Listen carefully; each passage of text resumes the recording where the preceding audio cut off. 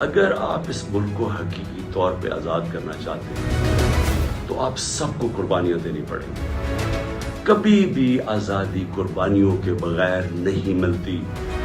جو چھوٹا سا طبقہ قبضہ کر کے بیٹھ جاتا ہے، اگر آپ کا کسی کا خیال ہے کہ یہ جو قبضہ گروپ آرام سے چھوڑ کے چلا جائے گا، غلط فہمی میں نہ رہے۔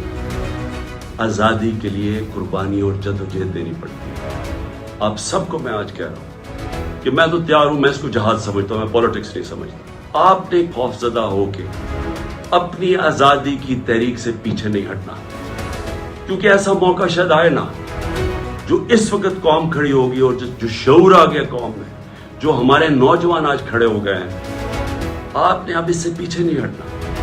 یہ تحریک ادھر پہنچے گی جدھر ہم اپنے آپ کو ایسے ایک وہ پاکستان بنے گا جدھر ہمیں کوئی خوف نہیں ہوگا کہ ہمارے اوپر کوئی ظلم کر سکے۔